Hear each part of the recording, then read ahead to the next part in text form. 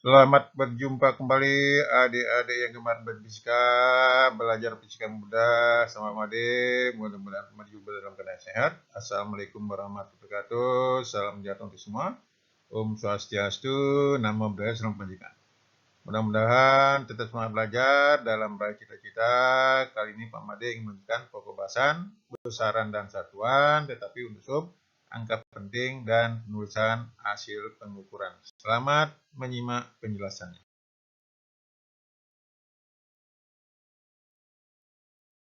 Mari adik-adik lanjutkan. Yang pertama yaitu angka penting. Angka penting adalah semua angka yang diperoleh dari hasil pengukuran. Angka penting terdiri atas angka pasti dan angka taksiran. Angka yang paling belakang disebut dengan angka taksiran. Mari kita simak penulisan angka penting. Yang pertama, semua angka bukan nol adalah angka penting. Contoh, 431,5 cm mengandung 4 angka penting. Yang kedua, angka 0 yang terletak di antara angka bukan 0 termasuk angka penting. Contoh, 81,002 gram itu berarti mengandung 5 angka penting. Yang ketiga, angka 0 di sebelah kanan angka bukan 0 adalah angka penting kecuali ada penjelasan lain atau tanda khusus. Contoh, 8.200 gram mengandung 4 angka penting. 82, 0 ada strip, 0 gram mengandung, nah itu ada tanda khusus di 0 angka 2, itu berarti 3 angka penting. Berikutnya, angka 0 di sebelah kiri angka bukan 0, tetapi tidak didahului angka bukan 0, tidak termasuk angka penting. Contoh, 0,0026 kg mengandung 2 angka penting. Jadi begitu adik, penulisan tentang angka penting dalam ukuran. Mari kita lanjutkan materi berikutnya. Selamat menyimak. Mari adik-adik lanjutkan operasi angka penting, penjumlahan dan pengurangan. Banyaknya angka penting hasil penjumlahan dan pengurangan ditentukan berdasarkan banyak digit angka di belakang koma yang paling sedikit. Lihat yang kiri bawah, penjumlahan yang dijumlahkan terdiri atas 4 angka penting. Penjumlahnya 5 angka penting. Berarti nanti hasilnya adalah terdiri dari 4 angka penting. Tapi ada aturan, kalau lebih dari setengah dibulatkan ke atas, kurang dari setengah dibulatkan ke bawah. Nah, lihat yang kanan bawah pengurangan. Yang dikurangi terdiri atas 5 angka penting, pengurangnya 3 angka penting. Berarti nanti hasilnya pengurangannya adalah 3 angka penting. Jadi begitu adik tersulit, mari kita simak penjelasannya. Selamat menyimak. Mari adik-adik lanjutkan perkalian dan pembagian. Banyaknya angka penting dari hasil perkalian atau pembagian antara dua bilangan sama dengan banyaknya angka penting yang paling sedikit di antara dua bilangan itu. Lihat, yang dikalikan terdiri atas 3 penting, pengalinya 2 angka penting, berarti nanti hasilnya adalah 2 angka penting. Lihat, yang kanan bawah pembagian 48, yang dibagi terdiri atas 2 angka penting. Kemudian pembaginya terdiri atas 1 angka penting. Berarti nanti hasilnya adalah 1 angka penting. Nah, dibulatkan sehingga nanti diperoleh hasilnya adalah kelipatan 10, yaitu terdiri atas 1 angka penting. Mari kita simak penjelasan berikutnya. Selamat menyimak. Mari adik-adik lanjutkan pemangkatan dan penarikan akar. Banyak angka penting dari hasil pemangkatan atau penarikan akar sama banyaknya dengan angka penting yang dipangkatkan atau yang ditarik akarnya. Nomor A, lihat, yang dikeluarkan terdiri atas 2 angka penting. Sehingga nanti dirubah supaya sesuai dengan 2 angka penting, dinyatakan dalam kelipatan 10. Jadi hasilnya 625, jadi 6,2 kali 10 sehingga dia terdiri atas 2 angka penting. Nomor B, yang dikeluarkan terdiri atas 3 angka penting. Berarti nanti hasilnya dirubah dalam kelipatan 10 sehingga nanti terdiri atas 3 angka penting. Lihat yang diakarkan nomor C terdiri atas 4 angka penting. Nah, hasilnya diperoleh 2 angka penting sehingga perlu ditambah lagi supaya hasilnya adalah 4 angka penting. Jadi 75,00. Nomor D yang diakarkan 2 angka penting. Nah, di sini hasilnya adalah desimal. Perlu dibulatkan kurang dari setengah ke bawah, lebih dari setengah ke atas. Sehingga hasilnya 4,2 yaitu 2 angka penting. Yang terakhir nomor E, 57, akar 57 itu terdiri atas 2 angka penting. Hasilnya 7,55. Nah, boleh buatkan ke atas. Karena tidak 2 penting menjadi 7,6.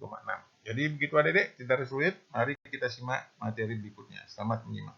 Mari adik-adik lanjutkan yaitu penulisan hasil pengukuran. Yang pertama yaitu pengukuran tunggal. Pengukuran tunggal merupakan pengukuran yang dilakukan hanya dengan satu kali pengukuran langsung.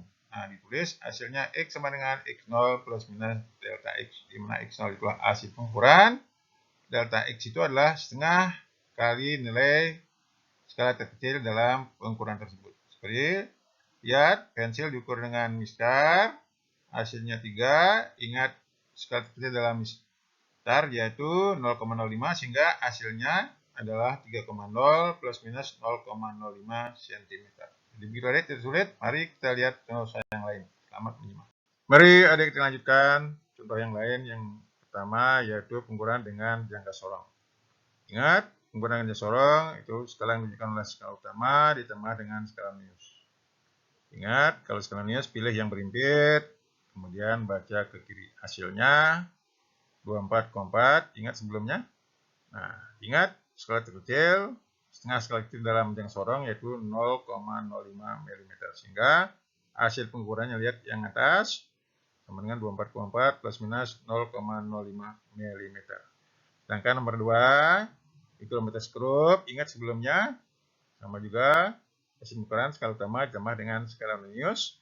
Ingat skala minus membacanya dari bawah ke atas. Sehingga hasilnya 13,67. Ingat skala kecil dari mikrometer skrup 0,005 mm. Sehingga hasil pengukurnya X sama dengan 13,67 plus minus 0,005 mm. Jadi begitu adik, tulisan hasil pengukuran menggunakan mistar, jangka sorong, dan mikrometer skrup. Selamat menyimak materi berikutnya. Mari adik lanjutkan yang kedua yaitu pengukuran berulang. Pengukuran berulang merupakan pengukuran yang pengambilan datanya dilakukan beberapa kali. Ingat, hasil pengukuran ditulis, kita cari dulu harga rata-ratanya, yaitu jumlah dari hasil pengukuran per banyaknya pengukuran. Sedangkan sesatan atau standar deviasinya, lihat yang rumus tengah, delta X sama dengan per akar N sigma X kuadrat min sigma X dikuadratkan per N kurang 1.